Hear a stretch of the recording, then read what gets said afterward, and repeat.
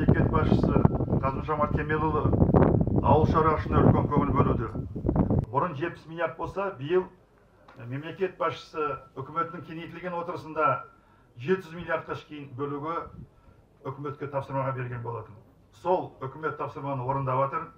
700 миллиард қазір ауыл шаруашылығына, көктемгі егіс жұмыстарына және күзгі жұмыстарға егін жинау 700 миллиард қаржы бөлінді қазір. Бүгін күнде өтінім 7 мыңнан астам өтінім келіп түсті. 470 миллиард теңгеге 350 миллиарды игеріліп шаруашылықтар алды. Әрмен қарай бұл бағдарлама жалғасып, қаржыландыру мәселесі шешіліп жатыр. Бұрын өздеріңіз білесіздер, осы көктемгі егіс қайнап жатқан уақытта ғана берілетін. Былтыр сол ноябрь айынан қаржыландыруды біз бастап кеттік. Осыған дұрыстап тұрып қатысып, жұмыс жасау керек. Ол үшін біз жаңағы источник финансирования дейміз. Бұрын 1-2 ғана болса, оны 6 источникқа шейін көбейттік.